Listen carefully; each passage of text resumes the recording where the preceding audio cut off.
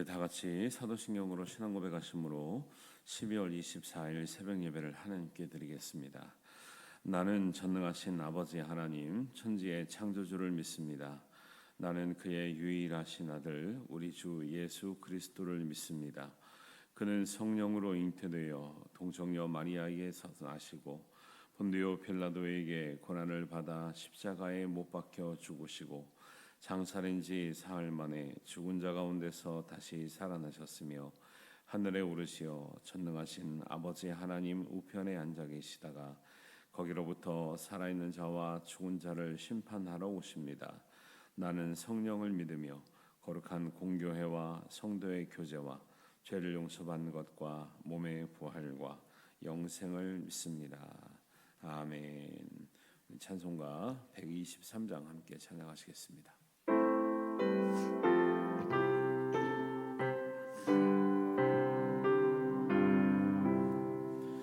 저 길 밖에 한밤 중에 양팀에 자던 목자들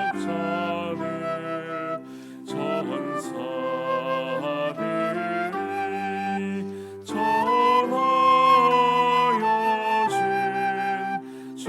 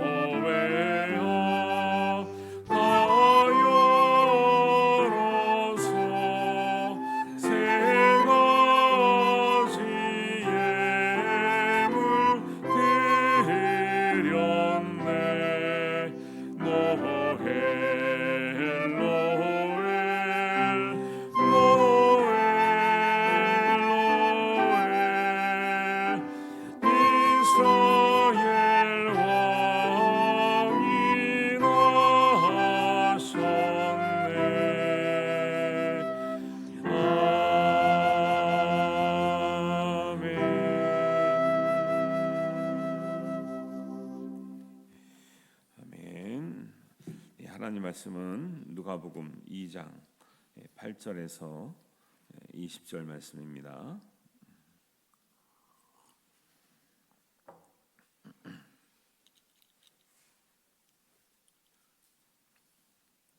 누가복음 2장 8절에서 20절 말씀을 한 목소리로 봉독합니다. 그 지역의 목자들이 밤에 밖에서 자기 양떼를 지키더니 주의 사자가 곁에 서고 주의 영광이 그들을 두루 비추매 크게 무서워하는지라. 천사가 이르되 무서워하지 말라. 보라, 내가 온 백성에게 미칠 큰 기쁨의 좋은 소식을 너희에게 전하노라. 오늘 다윗의 동네에 너희를 위하여 구주가 나셨으니 곧 그리스도 주시니라. 너희가 가서 강보에 쌓여 구유에 누워 있는 아기를 보리니 이것이 너희에게 표적이니라 하더니, 호련히 수많은 천군이 그 천사와 함께 하나님을 찬송하여 이르되, 지극히 높은 곳에서는 하나님께 영광이요 땅에서는 하나님이 기뻐하신 사람들 중에 평화로다 하니라. 천사들이 떠나 하늘로 올라가니 목자가 서로 말하되, 이제 베들레헴으로 가서 주께서 우리에게 알리신 바 이 이루어진 일을 보자 하고 빨리 가서 마리아와 요셉과 구유에 누인 아기를 찾아서 보고 천사가 자기들에게 이 아기에 대하여 말한 것을 전하니, 듣는 자가 다 목자들이 그들에게 말한 것들을 놀랍게 여기되 마리아는 이 모든 말을 마음에 새기어 생각하니라. 목자들은 자기들에게 이르던 바와 같이 듣고 본 그 모든 것으로 인하여 하나님께 영광을 돌리고 찬송하며 돌아가니라. 아멘. 내일이 성탄절입니다. 성탄절이라서 말씀이 성탄에 관련된 말씀이 나온 것 같습니다. 오늘 내일 성탄절기에 맞춰서 말씀을 전하는데요. 내일 새벽기도 있습니다. 성탄의 절기를 지나고 있는데 이제 대림절은 4주간에 걸쳐서 성탄의 절기를 준비하고 오실 예수님을 기다리고 소망하는 이제 절기를 대림절이라고 그럽니다.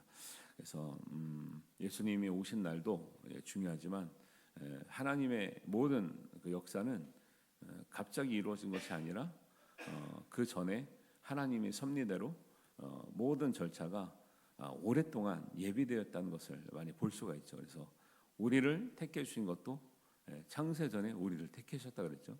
우리는 어떻게 하다가 누구의 소개를 받고 아니면 어떻게 계기가 돼서 우리가 믿은 것 같잖아요.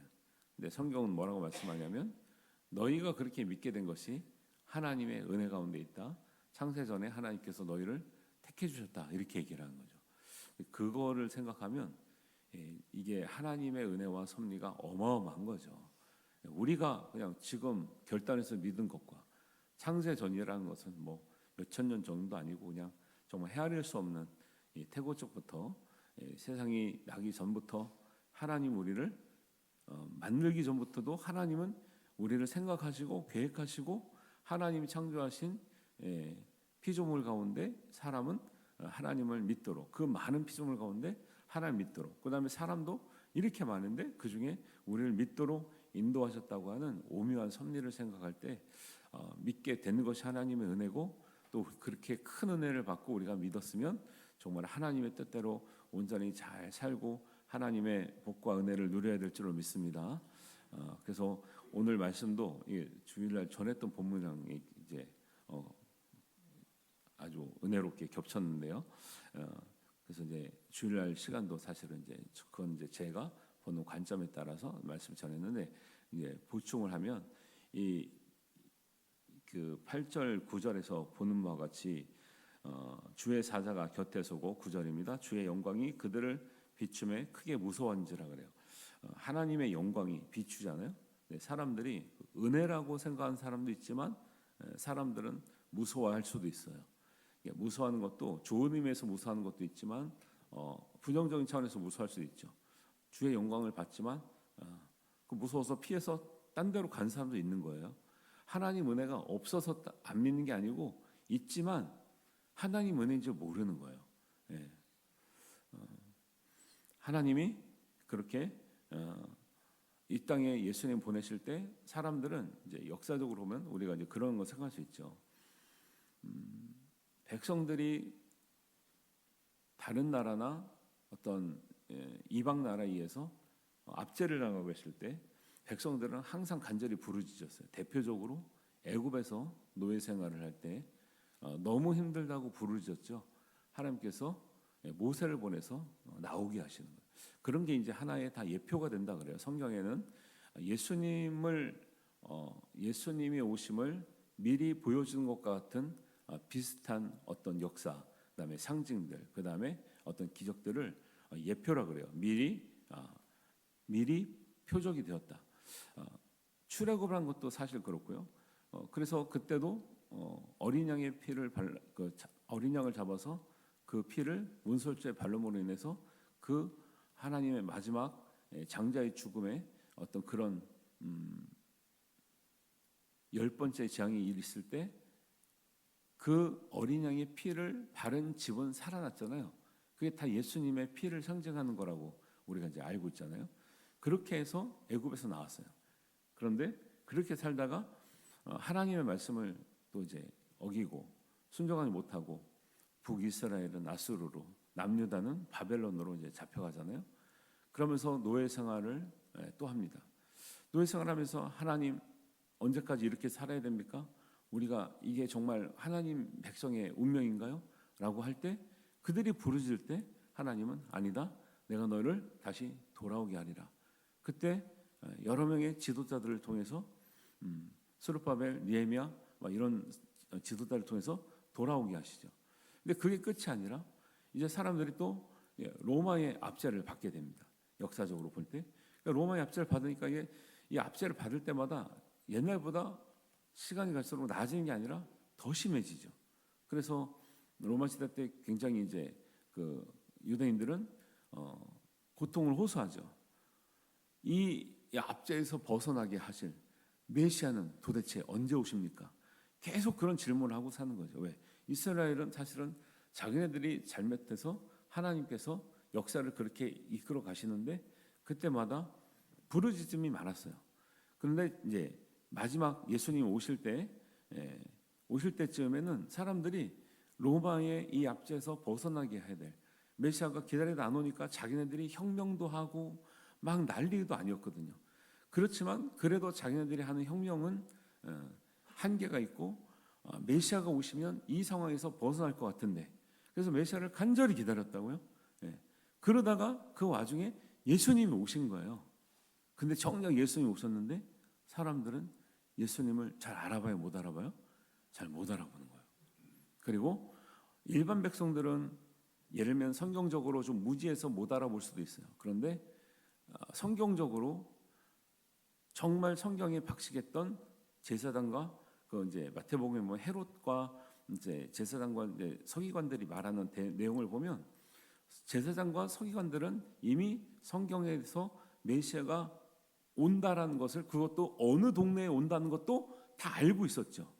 헤롯이 동방 목사가 왔을 때 진짜 유대 땅에서 왕이 나냐 그랬더니 예, 성경에 베들레헴에서 납니다라고 다 알고 있었어요.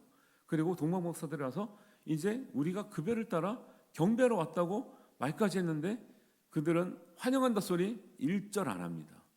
일반 백성들은 몰라서 안 한다고 치고 알고 있었던 제사장들과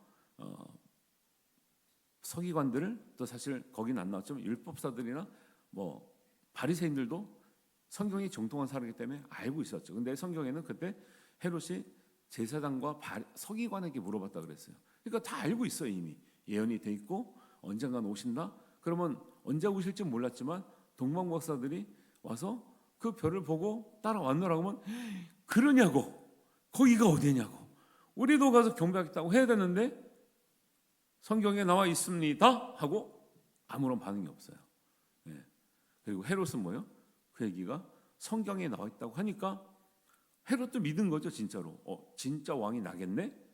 그래서 동방 박사들에게 갔다 와서 나에게 어딘지 알려주면 나도 경배하겠다고 했지만 그게 참이에요, 거짓이에요? 거짓이죠. 예수님이 정말 왕으로 왔다면 자기가 당시 왕이니까, 그 지역의 왕이니까 이 나 대신에 누가 왕으로 올 그 사람이 있다면 환영하는 게 아니라 내가 없애야겠다 해가지고 그때 2살 이하의 아기들을 다 학살이죠. 학살. 왜? 너무나 많은 아기들이 죽었으니까. 그래서 역사 고증 자료에 보면은 몇 명이 죽었다고 나오냐면 14,000명이 죽었다고 나와요. 14,000명이 2살 이하의 아기들이. 그리고 헤롯이 자기 아들이 있었대요. 2살 이하에.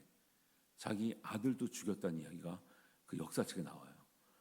얼마나 끔찍합니까? 그러니까 예수님을 사람들이 정말 메시아를 원했지만은, 원하는 것 같았지만은, 정작 예수님 오셨을 때 정말 알아볼 만한 사람들은, 이미 또 알고 있는 사람들은 환영하지 않았다라는 거예요. 성경에 보면 오늘 누가복음 말씀에도 천사가 목자들에게 나타난 이유가 있어요. 목자들에게. 그리고 이미 수 개월이든 1년 전이든 별이 동방박사에게 나타난 이유가 있어요. 그리고 또 마리아에게 나타난 이유가 있죠. 이 사람들은 대부분 어떤 사람들이에요? 동방박사들은 멀리서 예물을 들고 오니까 뭐 이렇게 굉장히 잘 사는 사람들인가 보다, 그런가 보다 하지만 사실은 잘 사는 게 문제가 아니에요. 이들은 이방인이에요. 이방인은 사실은 메시아를 경배할 입장이 못 돼요. 그리고 유대인이 알아보지 못하는데 이방인이 알아봤다? 이거 정상은 아닌 거죠. 일반적이지 않은 거죠. 소위 그들이 가져온 예물의 문제가 아니라 이들은 하나님을 알지 못하는 사람들이었다는 거예요. 하나님이 알지 못하는 사람도 하나님의 어떤 성경의 말씀을 깨닫고 성경의 말씀대로 그 별은 이게 유대인의 왕의 별이구나라는 것을 알고 그들은 믿음을 가지고, 제가 주일날 설교를 했던 몇 번 말씀드렸는데, 믿음을 가지고 그들은 정말 어떻게 보면 목숨을 걸고 어디로 갈지를 모르는 별을 따라왔다라는 거예요. 여러분 생각을 해보세요. 별이 가는 길을 알아요, 몰라요? 몰라요. 그럼 언제 그 별을 따라가면 언제 멈출 줄 알아요, 몰라요? 몰라요. 아무리 지금 많이 짐을 싸가지고 여비를 챙겨 가져가더라도 사실은 오르지 못할 산을 가거나 가지 못할 바다를 건너가거나 하면 이게 낭패인 거죠. 그리고 그 길이 이 당시에는 얼마나 또 도적대들이 많아요. 옛날에 우리도 그랬잖아요. 한양 갈 때 어느 산을 넘어가기 힘들어서 가면 참 그 한양까지 올라가기 힘들어서 막 그런 이야기 많이 하잖아요. 가다가 다 뺏기고 도적받고 생명의 위협을 받고 또 짐승의 위협을 받고, 그 당시에는 오죽했겠습니까? 그런 여행을 오직 믿음으로 했던 사람들이라는 거예요. 그러니까 동방박사가, 그래서 여러분 동방박사 외 성탄 그림에 보면은 낙타 3마리 이렇게 해가지고 동방박사가 3명이란 라고 생각하고 그렇게 낙타 3마리만 이렇게 있는 그림도 있고, 요즘에는 그래도 성경적으로 그려보려고 그 뒤에 낙타 또 여러 마리가 막 따라오는 그림이 있어요. 보신 적 있을까요? 그게 왜 낙타 여러 마리가 따라오겠습니까? 이 먼 길을 꼴랑 낙타 3마리 타고 갈 수가 없는 거예요. 그러니까 이게 지금 최소한 별을 따라오는 기간이 6개월에서 1년 이상 걸렸다라는 거예요. 왜? 헤롯이 들었을 때 지금 어느 정도 2살 이하의 아이를 죽였다는 건 별이 보였던 시점이나 동방박사들이 떠나서 여기까지 왔던 그 시간을 생각해 볼 때 2년 안팎이 걸렸다라는 거죠. 별이 보이는 것과 그들의 떠난 시점은 좀 차이가 나겠지만 어쨌든지 이 거리가 상당히 멀었기 때문에 이쪽 페르시아 쪽에서 오는 사람들이라 그냥 와도 굉장히 먼 거리이기 때문에 최소 6개월에서 1년은 걸린 여행이에요. 근데 이거를 6개월에서 1년 걸렸다는 것을 알고 갔어요? 모르고 갔어요? 모르고 간 거죠. 모르고 가니까 상당히 많은 짐과 또 그들이 어떤 도와줄 수 있는 어떤 도움을 받을 사람들, 그다음에 어떤 짐들이 상당히 많아서 그 성탄의 그 그림 중에 낙타 3마리만 보이는 게 아니라 뒤에 줄줄이 따라붙는 낙타 여러 마리가 보이는 이유가 그런 건데, 그거는 그냥 막 그려놓은 게 아니라 다 이런 그것에 대한 말씀에 대한 이해가 있는 사람들이 그린 거예요. 옛날에는 낙타 3마리밖에 없었습니다. 대부분 그림에. 예. 근데 그렇게는 여행을 할 수가 없는 거예요. 예. 그래서 이방인이었던 동방박사, 그 다음에 정말 나사렛에서 가장 가난했던 요셉과 마리아, 예. 그리고 정말 그 목자들은, 우리가 목자들이니까 굉장히 이미지가 좋지만, 우리가 이제 신앙적인 의미에서는 목자에 대한 이미지가 좋지만, 당시 목자들은 그렇게 천박한 일을 하고 있는 거죠. 그리고 자기 양이 아니더라도 양떼의 어떤 이제 주인들이 이제 밤새도록 자기네가 맡을 수 없잖아요. 그러니까 목자들을 고용해서 목자들에게 싹스를 주면서 관리하게 하는 거죠. 그래서 싹군이라는 말이 나오는 거예요. 싹군이 나쁜 뜻이 아닌 거예요.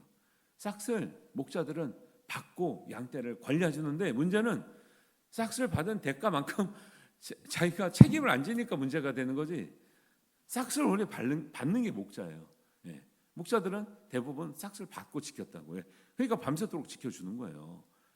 자기도 그게 일이니까. 근데 싹스를 받지만 얼마 되지 않는 거죠. 그리고 싹스를 받더라도, 여러분 보세요, 똑같은 일을 해도 밤새 일하는 게 좋은 일입니까? 낮에 일하는 게 좋은 일입니까? 그래도 낮에 일하는 게 낫죠. 밤에 일하면 뭐 일에 따라서는 좀 더 많이 줄 수도 있고 하지만, 밤새도록 일하는 게 쉬운 게 아니죠. 그런데 성경에 보면 밤에 밖에서 양떼를 지키더니, 양떼를 지키려면 자야 됩니까? 깨어 있어야 됩니까? 이게 쉽냐고요. 이게 매일 밤 남들은 다 자고 있는데 밤새도록 누가 짐승이 오나 안 오나, 아니면 양떼가 잘 자나, 아니면 아픈 양이 있나 없나, 이거 지키는 게 쉬워요, 어려워요? 어렵죠. 근데 싹도 많이 못 받아. 그런 사람에게 천사들이 나타났다라는 거예요. 이방이었던 동방박사에게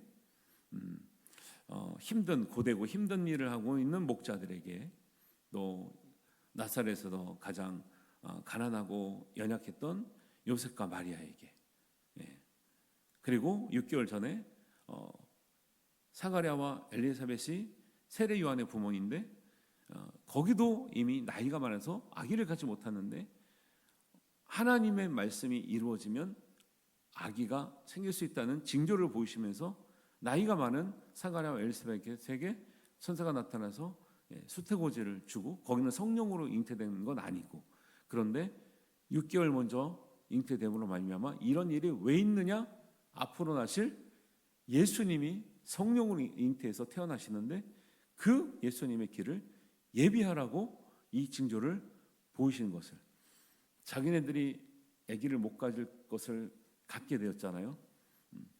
근데 그것을 보면 뒤에 하나님이 성령으로도 잉태해서 아기를 낳을 수 있다는 것이 믿어질까요, 안 믿어질까요?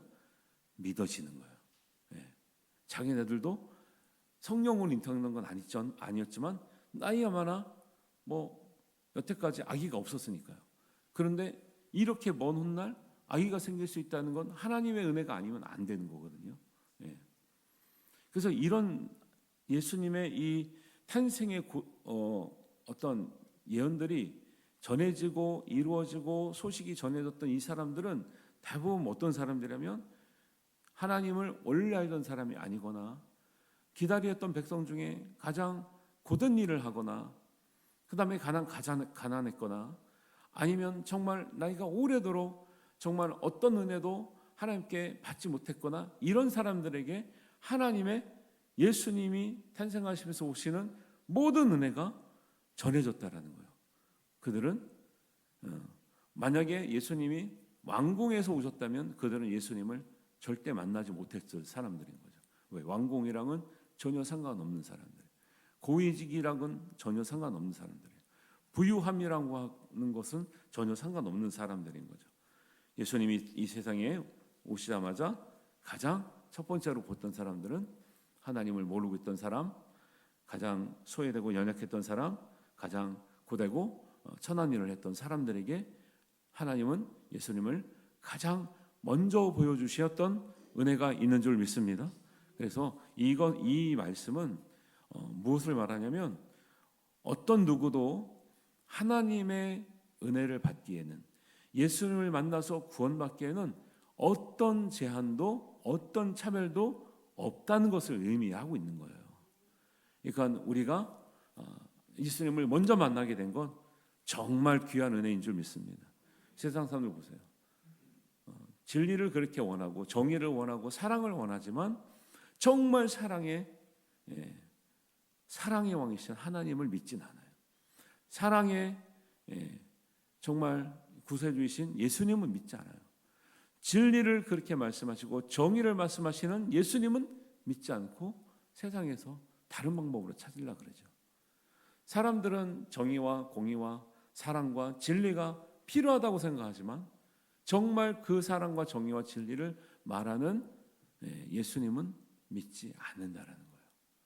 2000년 전이나 오늘날 주님이 먼저 만나 주신 사람들은 연약하고 또 정말 소외되고 아픔이 있고 정말 때로는 우리가 궁핍하고 영적으로 또 그런 갈급하고 정말 간절한 기다림이 있고 정말 말씀을 들었을 때 믿을 마음이 있고 목자들이 양떼를 놓고 간다는 것도 쉬운 일이 아니죠.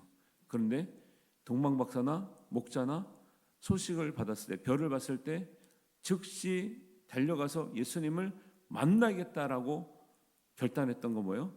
그들에게는 믿음이 있었다라는 거예요. 많은 사람들이 말씀을 듣지만 즉각적으로 반응하지 않아요. 그래서 제가 말씀드리죠. 예배를 들 때, 설교를 들 때 순종할 마음이 없다면 큰 의미가 없다고. 예배가 들었잖아요. 어떤 의미를, 어떤 하나님 말씀을 들었습니다. 교훈을 들었습니다.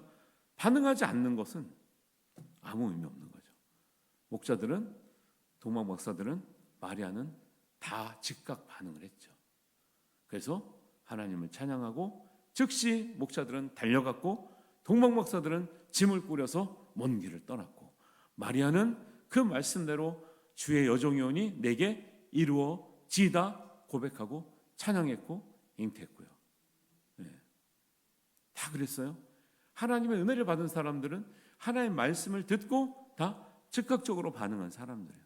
그들에게는 어떤 조건도 하나님이 걸지 않고 예수님을 만날 수 있는 길을 열어주신 줄 믿습니다. 그래서 로마서 3장 32절에 보면 그리스도를 믿는 믿음으로 말미암아 모든 믿는 자에게 미치는 하나님의 의인이 차별이 없느니라. 예수를 믿음에는 차별이 있지 않고 어떤 조건도 있지 않다는 것을 우리가 기억해야 될 줄 믿습니다. 이게 은혜인데 모르고 사는 거죠. 우리가 먼저 믿은 게 얼마나 은혜인지 몰라요. 로마서 10장 11절 이하에 보면 12절입니다. 유대인이나 헬라인이나 차별이 없음이라 한 분이신 주께서 모든 사람의 주가 되사 그를 부르는 모든 사람에게 부유하시도다. 누구든지 주의 이름을 부르는 자는 구원을 받으리라. 할렐루야. 차별 없이 오셨던 예수님을 만났던 사람들은 말씀에 즉각적으로 반응했던 사람들이라는 것을 우리가 기억해야 될 줄 믿습니다. 그래서 천하고 험한 일을 했던 목자들, 하나님 원래 알지 못했던 이방의 동방박사들, 가난하고 소박하고 순수하게 살아갔던 소박한 믿음이 있었던 마리아, 요셉, 그리고 오랫동안 아기를 갖지 못해서 이제는 소망이 없었던 사가랴와 엘리사벳, 그리고 내일 말씀이지만 성전을 지키며 정말 경건하게 평생을 살아갔던 시몬과 안나, 그들은 다 예수님을 만나는 은혜를 입게 된 줄로 믿습니다. 우리도 어떤 사람이 오늘날 우리가 이미 믿지만 날마다 예수님과 동행하고 예수님과 만나고 말씀에 즉각적으로 반응한 사람인가? 하나님의 말씀을 귀담아 듣고 그 말씀이 내 말씀이라고 우리가 믿음으로 여기고 그 말씀에 순종함으로 따라가는 사람, 즉각적으로 반응한 사람이 은혜를 입는 자가 될 줄로 믿습니다. 그래서 차별 없이 찾아오시는 예수님을 다시 한번 만나고 기다리고 소망하며 그의 말씀대로 살아가는 성탄의 은혜가 있기를 주님의 이름으로 축원합니다. 하나님 아버지의 은혜를 감사합니다.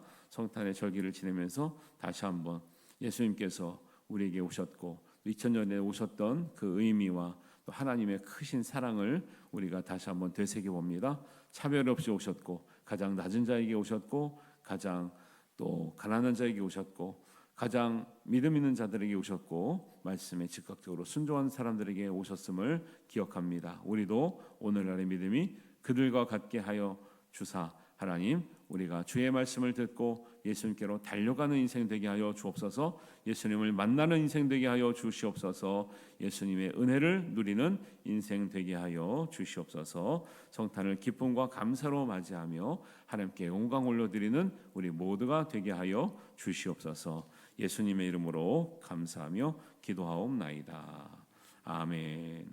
하늘에 계신 우리 아버지, 아버지의 이름을 거룩하게 하시며 아버지의 나라가 오게 하시며 아버지의 뜻이 하늘에서와 같이 땅에서도 이루어지게 하소서. 오늘 우리에게 일용할 양식을 주시고 우리가 우리에게 잘못한 사람을 용서하여 준 것 같이 우리 죄를 용서하여 주시고 우리를 시험에 빠지지 않게 하시고 악에서 구하소서. 나라와 권능과 영광이 영원히 아버지의 것입니다. 아멘.